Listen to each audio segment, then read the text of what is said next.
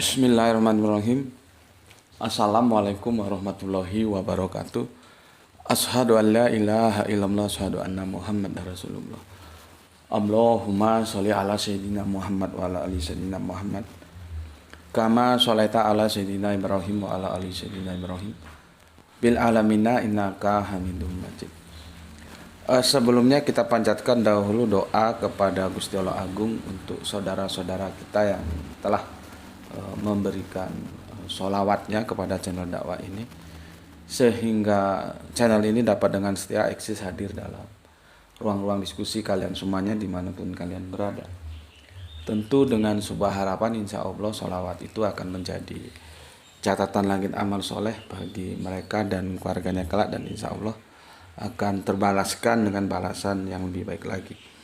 Kemudian untuk seluruh viewer terkasihku, aku ucapkan terima kasih atas apresiasinya. Semoga selalu always dan tidak pernah never tetaplah bertumbuh menjadi satu pribadi tangguh yang anti skip dan anti download.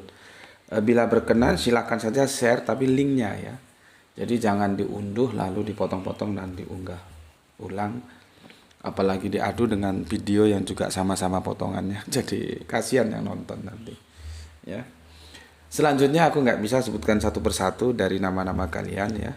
Aku ucapkan beribu-ribu terima kasih sekali yang telah mendoakan aku dan keluarga, dan semoga kebaikan doa itu juga tercurahkan bagi kalian yang mendoakan.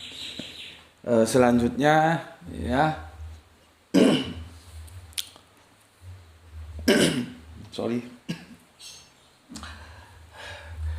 Bismillahirrahmanirrahim.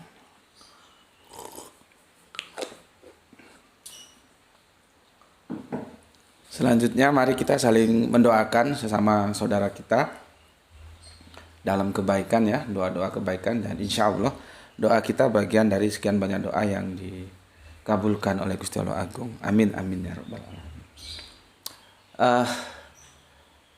Kalau dicermati, kalau kalian mencermati ya, jadwal unggahan kajian kita ini akhir-akhir ini tidak teratur ya. Tidak seperti biasanya, tidak terjadwal seperti biasanya. Ya, aku mohon maaf. Ada kesibukan-kesibukan yang tidak bisa aku hindari ya. Ya, semua itu saling beruntun sih. Satu sebab menjadi sebab yang lain dan yang lain lagi gitu. Ya. Ya. Jadi ini inginnya hati sih tetap teratur seperti waktu-waktu yang lalu ya, pagi itu terus nanti malam gitu. Cuman ya kesibukan yang tidak terhindari ya. Tapi bagaimanapun tetap aku berusaha untuk memberikan kajian kepada semua saudara-saudaraku di channel ini ya. Karena ada sebuah rasa kerinduan. Kalau kita tidak bertemu, walaupun itu hanya sebatas pertemuan di dunia virtual ya, ada rasa rindu gitu. Dan aku merasa bersalah juga gitu ya, tapi aku tidak bisa lepas dari kondisi yang sedang aku alami saat ini, sehingga semua jadi ya mungkin bisa dibilang kacau jadwalnya ya. Jujur aku ada rasa kerinduan dengan kalian semuanya ya, tapi ya begitulah keadaannya, dan semoga semua ini bisa kembali normal atau gimana nanti kita lihat sikonya aja ya. Oke. Kemarin aku tidak berhadapan dengan papan tulis karena ini masa-masa libur ya, supaya tidak tidak mengganggu liburan kalian. Karena kalau sudah berhadapan dengan papan tulis itu kesannya wah kita ngaji serius ini. Jadi semoga ngajinya dapat, liburannya juga dapat. Oke lah, papan tulisnya kita singkirkan dulu gitu ya. Karena nanti kalau sudah berhadapan dengan papan tulis kesannya kan oh ini ngaji serius ini, jadi terganggu nanti apanya liburannya. Oke. Aku kemarin ketemu dengan salah satu di dunia virtual juga, dengan salah satu saudara kita dia bilang dari NTT. Namanya kurang jelas juga, namanya Ben siapa gitu, Bang Ben atau apa gitu ya. Kami mendiskusikan banyak hal, tapi yang menarik itu adalah satu hal ya. Maka aku bilang aku tidak percaya kalau Yesus itu emosian gitu ya. Nah, mungkin itu yang akan menjadi tajuk kita ya. Jadi aku tidak percaya kalau Yesus itu emosian gitu ya. Emosian itu ya emosi itu ya. Oke. Sebelum kesini aku bacakan dulu komen yang masuk dari saudara-saudaraku semuanya ya, yang kemarin ya. Kemarin kita sudah mengaji ya, mengkaji mengapa Nabi itu dari manusia ya, mengambil hikmah dari Isra Mi'raj. Tapi sekali lagi aku ingatkan, perjuangan melawan sebuah kemainstreaman itu bukan sesuatu yang mudah, tidak seperti makan lombok, makan cabai, makan sambal. Hari ini dimakan, hari ini pedas. Ya. Pemahaman mainstream tentang Isra Mi'raj ya seperti itu. Sedangkan kita berusaha untuk memberikan penawaran alternatif lain begini loh, gitu ya. Dari inti yang sudah aku sampaikan dari sekitar ada 12 seri apakah Isra Mi'raj itu seperti yang kita bayangkan. Itu sebetulnya merujuk kepada sebuah pernyataan bahwa Nabi itu adalah prototipe manusia. Maka yang dilakukan Nabi itu harus bisa dilakukan manusia. Jadi jangan ada alasan manusia itu tidak melakukan hal-hal yang dilakukan nabinya. Karena kamu manusia dan nabimu manusia. Dan itulah sebuah ya sebetulnya cuman berlindung aja ya. Itu yang dipakai sebagai penolakan terhadap kaum kafir Arab yang menolak dakwah yang disampaikan oleh Kanjeng Nabi ya. Kenapa kok nggak malaikat? Kenapa malaikat nggak menyertainya gitu? Apakah kalau malaikat jadi nabi bukan manusia terus pagan Arab itu juga mau ikut? Ya belum tentu juga gitu. Jadi itu hanya sekedar alasan yang mereka sampaikan. Maka disitulah dijelaskan bahwa Nabi itu ya ke pasar ya makan, ya capek, lelah, ya ngantuk, ya tidur, ya istirahat, ya kadang bisa gembira, kadang susah, sama kan dia manusia sama seperti kita. Karena dia akan menjadi guru bagi manusia, maka ketika muridnya manusia ya gurunya juga harus manusia begitu. Nah peristiwa Isra Mi'raj yang kita terima dari kita kecil-kecil dulu itu kan nggak bisa dimasteri, nggak bisa. Tapi kalau Isra Mi'raj yang coba kita tawarkan sebagai alternatif itu bisa dimasteri. Artinya kita bisa melakukan itu. Jadi kalau kita ketemu suasana seperti yang dialami oleh Kanjeng Nabi, maka kita Isra kemudian Mi'raj kan begitu. Cuman kalau Isra Mi'rajnya seperti yang dipahami publik ya sampai kapanpun kita nggak bisa melakukan itu ya. Oke, itu sudah aku jelaskan. Sekarang aku tapi begini, aku ingatkan lagi, kesabaran itu memang diperlukan ya. Ketika kita menyampaikan kepada publik dan kamu mendapatkan perlawanan atau bahkan kalau kamu kan nggak bisa tahu seluruhnya apa yang menerpa aku gitu ya. Kalau aku sudah terbiasa dibilang sesat lah, tidak taat ulama lah, itu biasalah ya, aku ya diterima saja. Maksudku kalau kamu menyampaikan apa yang kamu kaji di sini terus ke publik dan itu kamu mendapatkan stempel-stempel seperti itu ya, maksudku ya sabar saja gitu ya. Kita menyampaikan, bagaimanapun mereka juga punya hak untuk menerima atau menolak. Itu maksudku. Oke, komen yang masuk ya. Pertama dari Kang Hermana Natawijaya. Assalamualaikum Waalaikumsalam warahmatullahi wabarakatuh. Alhamdulillah bisa nyimak kajian. Salam Isra buat semuanya. Oke, salam Isra Kang atau nuhun sadayananya. Assalamualaikum, waalaikumsalam untuk semua saudara-saudaraku yang ada di Bandung. Salam Isra semuanya. Di sini hujan, ini hujan dingin. Dan kita naik shotnya itu sudah jam 1:30. Aku sibuk, Graito juga ada sibuk, jadi tak terhindarkan memang ya. Oke, lanjutnya untuk Laiku, bagaimana kabar Laiku? Usman Khan ya. Assalamualaikum, Gus. Waalaikumsalam. Untukmu bersama keluarga doaku selalu terbaik guruku, sehat dan diberikan kemurahan rezeki. Terima kasih untuk saudaraku, semoga kebaikan doa-doamu untukku juga Gusti Allah Agung curahkan untukmu ya. Terima kasih sekali. Yang sekarang sudah ada di negeri kita ya, nggak lagi di Dubai. Dubai UAE, Uni Arab apa ya UAE itu? Uni Emirat Arab ya. Sekarang sudah di Indonesia, Gus, tepatnya di Tarakan, Kalimantan Utara. Cabang Dubai UAE. Oh, mungkin ada pengeboran minyak ya di sana. Nggak tahu aku, nanti mungkin Lai Usman Kam bisa konfirmasi lewat WA ya, Japri. Aku tunggu ya. Sangat sulit sekali aku mengikuti update kajian karena jaringannya di sini terhalang. Ya, banyak pulau dan buaya mungkin, Gus. Waduh, ngeri juga ya. Banyak pulau dan buaya. Salam Isra. Islam Rasional from Usman Yunan Tarakan. Oke, terima kasih untuk Kang Usman, Lai Usman. Kemarin aku sudah konfirmasi untuk teman-teman, ternyata yang ada itu di Samarinda.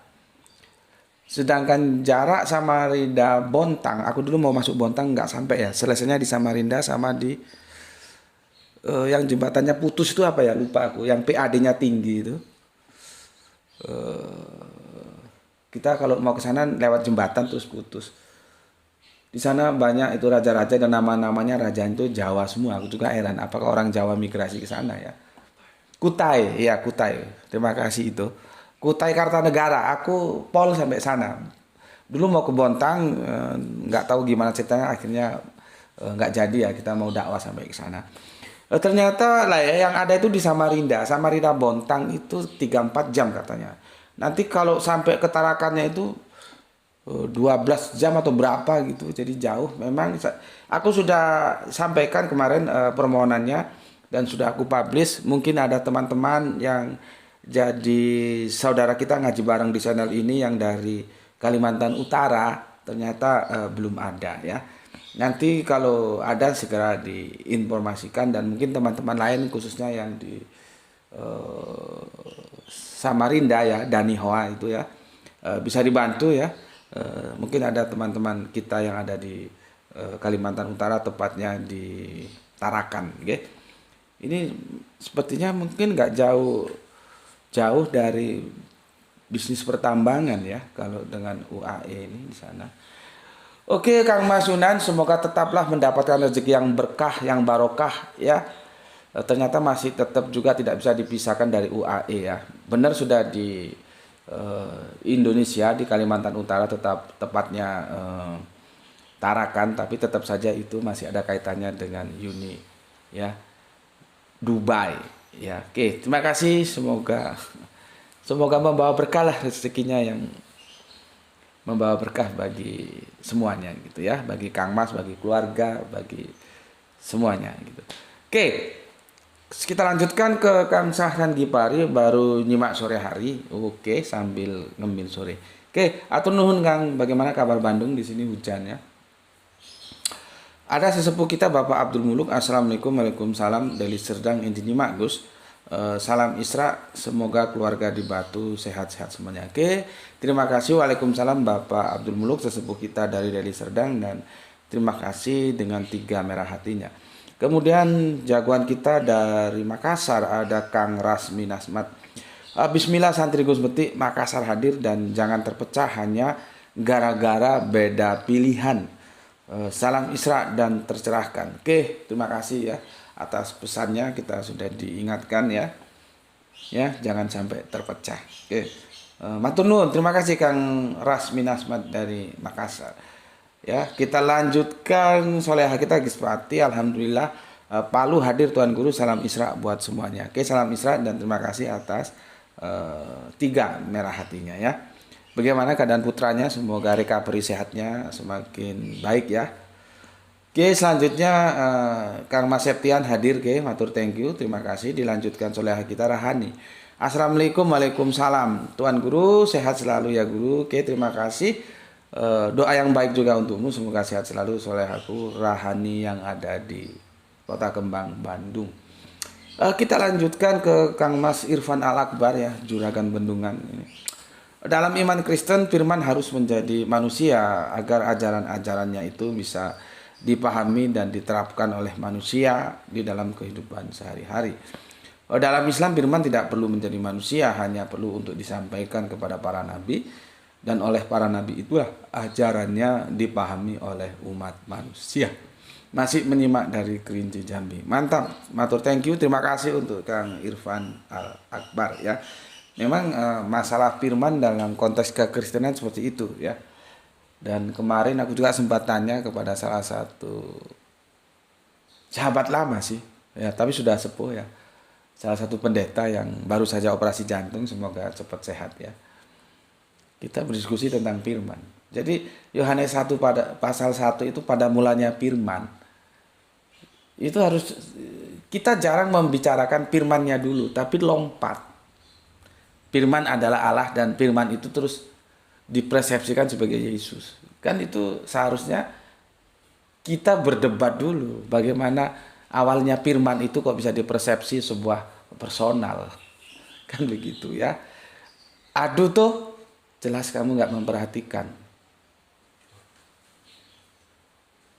Jelas kamu tidak memperhatikan. Tapi suaranya tetap terekam. Oke, ada kesalahan teknis, mohon maaf ya. Coba tarik ke bawah aja tuh supaya nggak beresiko. Itu tarik ke bawah. Tarik ke bawah. Oke.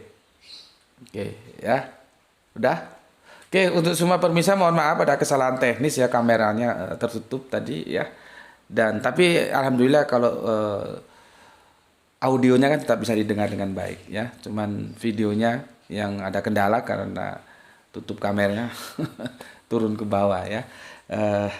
Mohon dimaklumi ya, itulah namanya kadang-kadang ada kesalahan teknik. Dan gue bukan orang yang suka edit, enggak. Biarkan saja semua berjalan alami ya. Nggak perlu diedit, di syuting ulang atau apa gitu. Karena waktunya juga nggak ada. Aku harus berbagi waktu dengan yang lain. Oke, jadi kerusakan bukan pada handphone Anda, tapi pada proses syuting yang dilakukan oleh gerai itu ada kesalahan teknis ya. Oke. Dari Kang Irfan kita ke Ibu Salmaim. Ibu Salmaim ini apa pertanyaannya? Para nabi dari golongan manusia ya, karena mereka diutus untuk manusia. Kitab sucinya ya dengan bahasa kaumnya supaya mereka mengerti atau bisa memahami maksudnya. Al-Quran disampaikan dengan bahasa Arab atau terserah apa istilahnya. Yang jelas ya bahasa kaumnya. Karena tujuannya supaya tidak terjadi salah paham. Lalu bahasa kaumnya Nabi Muhammad saat itu namanya bahasa apa ya? Sudah terjadi kesalahan memahami teks. Ibu ini dalam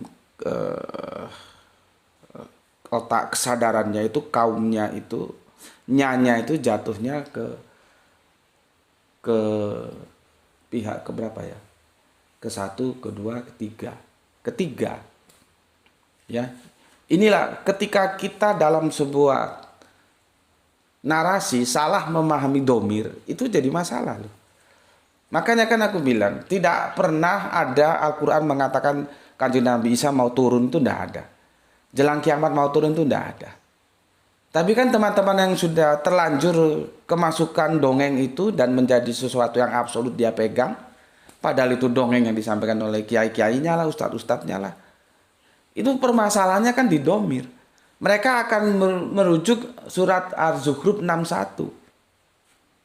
Wa innahu, hu-nya kemana?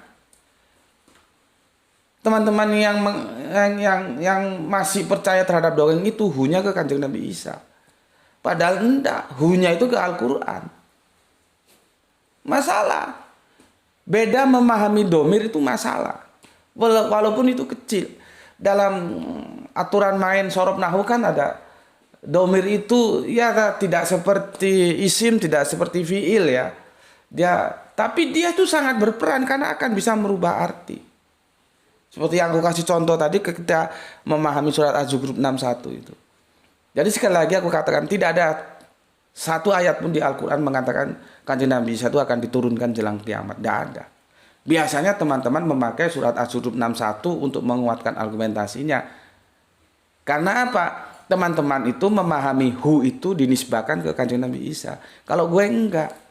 Itu nisbahnya ke Al-Quran. Jadi beda. Nah, seperti yang dialami oleh Ibu Salmaim ini. Dia memahami nyanya itu kemana. Nyanya itu ke bangsa Arab kalau dia yang memahaminya.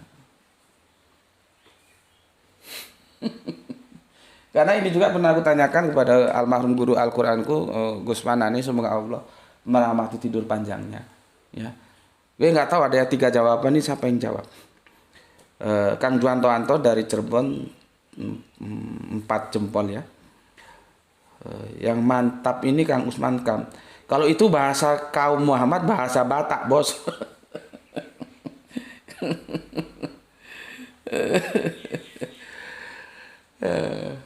Karena kalau nyanya itu dinisbahkan kepada Arab, Semitik ya, nanti bisa-bisa terkesan bahwa Nabi Muhammad itu nabinya orang Arab doang. Kan jadinya permasalahannya di situ ya. Lalu kemana nyanya itu? Nyanya itu kembali ke para nabi. Jadi bahasa kaumnya, kaum para nabi itu. Mereka, aku kan sudah pernah bilang, cuman kan aku tidak kemampuan finansial, tidak punya kemampuan waktu, tidak punya kemampuan apalah ya. Seandainya bisa ya kita hadirkan di atas meja yang sama. Semua kitab-kitab buluh itu dari mulai Suhuf sampai Torah, sampai Zabur, sampai Injil, sampai perjanjian terakhir ya Al-Quran. Kalau saudara Kristen kita bilang ada perjanjian lama, perjanjian baru, Al-Quran perjanjian terakhir. Itu kalau kita bisa hadirkan semua, itu ada dalam satu rumpun bahasa yang sama. Bahasa kaumnya, bahasa para nabi. Jadi satu bahasa. Perkara dialeknya beda itu nanti karena ada pengaruh budaya. Karena kita juga ini makhluk budaya. Makanya kalau sama-sama Semitik. Arab Israel itu sama-sama Semitik. Mereka satu rumpun. Kalau kita lain rumpun, kita bukan Semitik. Makanya Ehad satunya, Ahad satunya. Yahid satunya, Wahid satunya. Jadi kalau orang-orang Israel bilang Ehad, Yahid, kalau orang Arab bilang Ahad, Wahid. Beda. Ya. Beda. Tetapi mereka masih ada dalam satu rumpun bahasa. Ya. Bahasa-bahasa Semitik itu bahasa-bahasa budaya. Sementara kitab suci itu diturunkan dalam bahasa firman yang tidak terpengaruh oleh budaya. Gitu loh. Ya. Oke. Itu yang bisa aku sampaikan untuk Ibu Salman dan mungkin sebagai informasi untuk teman-teman lainnya ya.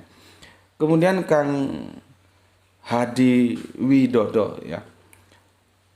Keyakinan saya tentang Isra Mi'raj. Nah, Nabi tiba-tiba pindah tempat dari Ka'bah ke Baitul Maqdis. Setelah Baitul Maqdis, Nabi mati suri. Oke, terima kasih. Ya, itu sudah aku bacakan semua komen yang masuk dari kalian ya. Dan sekarang kita masuk ke kajian kita ya. Tentang tuh apa? Yesus itu tidak emosian, ya, tidak emosian. Oke.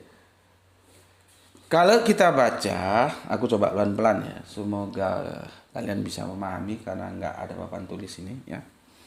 Matius 21:12 begini. Lalu ya Yesus masuk ke bait Allah dan mengusir semua orang yang berjual beli. Di halaman bait Allah.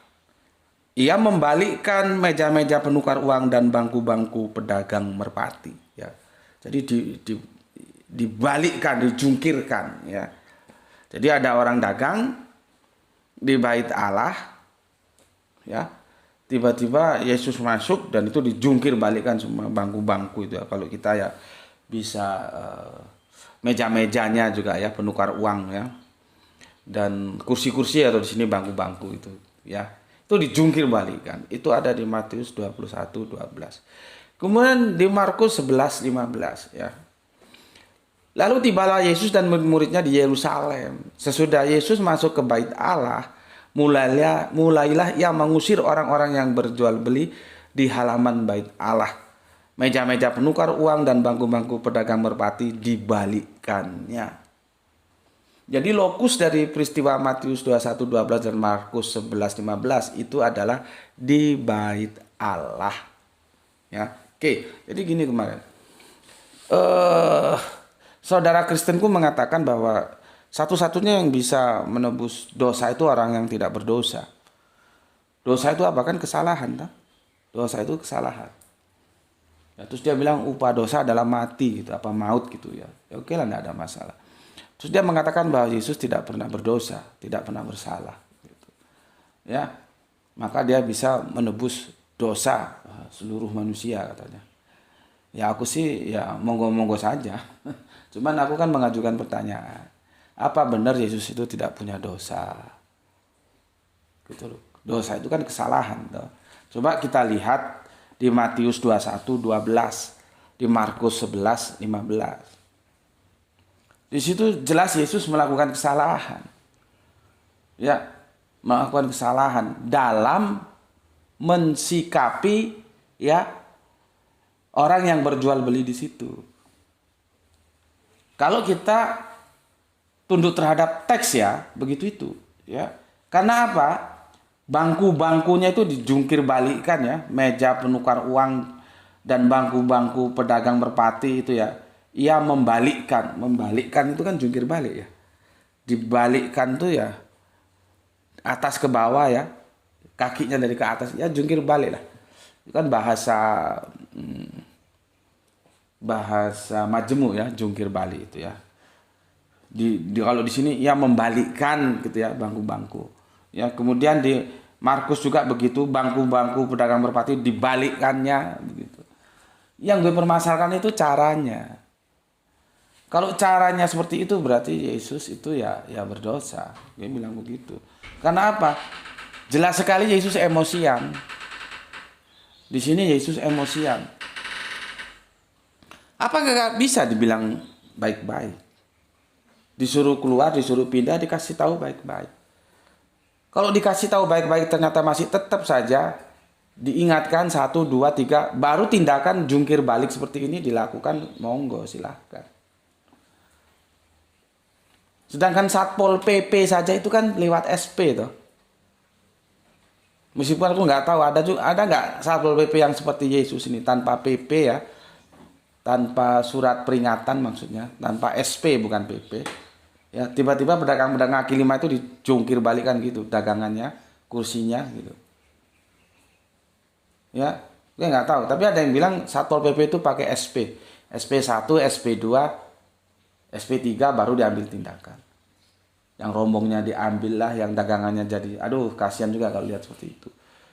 Ya, kalau kita baca apa yang tertuliskan oleh Matius dalam karangan Injilnya di 21:12 dan Markus di karangan Injilnya 11:15 ya.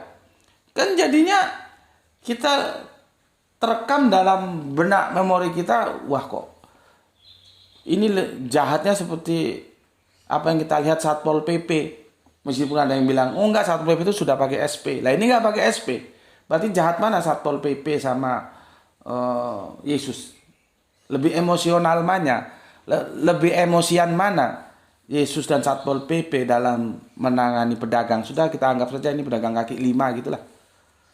Jadi kalau Satpol PP pedagang kaki lima yang dihadapi, ini Yesus jual beli pedagang yang ada di Bait Allah. Kan jadi serem banget, emosian banget Yesus. Ya. Dan gue bilang ya bagaimanapun suka tidak suka Markus 11:15 dan Matius 21:12 itu menunjukkan pribadi Yesus yang emosian. Kalau kita tunduk terhadap teks itu. Tapi kata teman Kristenku, oh enggak begitu, enggak begini dengan segala argumentasinya ya oke lah. Yang repotnya lagi, teman-teman Kristen itu percaya bahwa Yesaya 96 itu nubuah untuk Yesus. Kan jadi benturan lagi itu. Karena di sini disebutkan begini. Sebab seorang anak telah lahir untuk kita, seorang putra telah diberikan untuk kita, lambang pemerintahan ada di atas bahunya, dan namanya disebutkan orang satu. Jadi ini orang yang menyebutkan, ya, penasihat ajaib, Allah yang perkasa, Bapa yang kekal, Raja damai. Kita fokus kepada sebutan yang pertama, penasehat yang ajaib. Ya, herannya teman-teman Kristen itu masih aja percaya bahwa Yesaya 96 itu adalah nubuat untuk Yesus, meskipun bukan, dan itu sudah kita bahas ya. Ini telah lahir, bukan akan lahir, dan jarak Yesaya dengan Bunda Maria melahirkan itu jauh jaraknya, bukan sehari dua hari ya. Herannya ini masih dipercaya sebagai nubuat Yesus. Kalau ini masih dipercaya sebagai nubuat Yesus, kan benturan sama Matius 21:12 dan Markus 11:15. Karena apa? Tidak ada nasihat yang diberikan. Yesus langsung ambil tindakan, jungkir balikkan itu semua. Itu yang aku bilang, aku membidik dalam cara menyelesaikan masalah. Emosian Yesus di sini. Mana nasihatnya? Kan tidak ada. Kan seharusnya ya, kalau dulu tidak seperti Satpol PP sekarang lah ya, ada surat tertulis gitu ya. Administrasinya justru kan beda. SP1, SP2 gitu ya. Ya nggak begitulah ya, karena kita kan juga harus lihat perkembangan zaman ya. Artinya tidak ada nasihat yang diberikan. Itu yang gue bilang, Yesus pun kalau begitu caranya nggak bisa dikatakan orang tanpa dosa. Sebesar apapun dosanya, entah itu besar entah itu kecil, bukan masalah. Tapi tetap aja setiap manusia berdosa. Karena apa? Dia tidak memberikan sebuah nasihat yang baik. Harusnya kan dinasihati yang baik. Saudaraku, silahkan Anda berdagang, tapi jangan di bait Allah. Silahkan cari tempat di mana. 1 kali, 2 kali, 3 kali. Kok tetap aja baru diambil tindakan yang seperti ini. Itu namanya penasihat yang ajaib. Kalau gini ya dia bukan penasihat yang ajaib, bukan Yesus yang penasihat, tapi Yesus yang emosian. Kan jadinya begitu. Makanya dia bilang nggak ada. Manusia yang tidak berdosa itu tidak ada. Gitu ya. Semua manusia itu berdosa. Kalau Matius 21:12, Markus 11:15 itu dihadapkan dengan Yesaya 96. Jadi bertolak belakang. Itulah yang disebut kesalahan koherensi. Pernyataan yang satu dengan yang satunya bertabrakan atau saling tikam. Yang satu mengatakan di Yesaya 96 penasehat ajaib. Tapi di di Matius 21:12 dan Markus 11:15 tidak ada kesan Yesus itu sebagai penasihat yang ajaib, yang ada emosian gitu. Ya. Yang jadi pertanyaan kita, sebetulnya Yesus itu emosian atau tidak? Itu menjadi diskusi yang menarik. Ya. Masalahnya kan gue sudah bilang, cuman teman-teman Kristen berat ya. Level tulisan yang sekarang dianggap sebagai Injil. Kalau bagi orang Islam itu kan Injil yang firman yang diterima dari Allah kepada Kanjeng Nabi Isa gitu. Bukan ini yang dimaksud Injil gitu. Ini kan kalau kita lihat ya dari materialnya, jadi 4 kitab ya Injil itu, Markus, Matius, Lukas dan Yohanes, itu jatuhnya ke hadis. Riwayat kehidupan Yesus. Kan Injil itu kan dari mulai Yesus lahir sampai nanti naik ke surga dan janjinya mau turun lagi. Kan intinya di sana, cuma di dalamnya ada pengabaran gitu. Nanti ditambahi kisah para rasul, ditambah lagi tulisan-tulisan Paulus. Gitu. Tapi yang kisah para rasul dan tulisan-tulisan Paulus nggak kita bicarakan lah ya. Karena yang apa dipegang oleh Islam itu Injilnya saja, ya. Jadi Matius, Markus, Lukas dan Yohanes. Ya. Dari keempat Injil itu kalau dibaca itu jatuhnya bukan rasa kitab suci, bukan rasa firman Allah, tapi rasa hadis. Gitu loh. Nah, kalau kita posisikan bahwa Matius, Markus, jadi begini loh. Kalau dulu kan Injil karangan Matius, Injil karangan Markus gitu ya. Mungkin kurang begitu enak di telinga kok kitab suci kok karangan gitu ya. Sekarang menjadi Injil Markus, Injil Matius. Itu kalau dipahami bahwa itu adalah kisah Yesus ya, seperti gue bilang tadi, Injil kan kisah Yesus. Kisah Yesus ya yang disampaikan oleh Matius. Kisah Yesus yang disampaikan oleh Markus. Namanya kisah itu ya maybe yes, maybe no. Artinya harus ada uji kesahihan di dalam kita mencari informasi yang benar. Artinya apa yang ditulis Matius 21:12 dan Markus 11:15 apakah benar demikian? Nah, itu nanti jatuhnya ke hadis. Hadis itu dikritisi atau dalam perspektif Islam disebut mustalah hadis begitu ya. Karena kalau kita lihat dari narasinya ini memang hadis. Tuh ya. Oke, aku kira itu yang bisa aku sampaikan sebagai materi kajian kita saat ini ya, dan terima kasih. Semoga bisa dipahami ya. Pesan aku, jaga Allah, jaga Kanjeng Nabi, jaga Al-Qur'an ya, jaga sholatmu dalam bingkai keadaan iman Islammu, tapi tetaplah memberi hormat kepada saudara kita yang memilih jalan lain, karena mereka tetap saudara kita. Semoga yang ngaji dan yang memberi kajian ya, yang belajar dan yang mengajar mendapatkan keberuntungan, yaitu rezeki yang barokah dan kesehatan yang prima. Berikutnya terima kasih waktu yang sudah dialokasikan ngaji bareng Gus Peti di channel ini ya. Salam Isra, Islam rasional ya. Alhamdulillahirabbil alamin.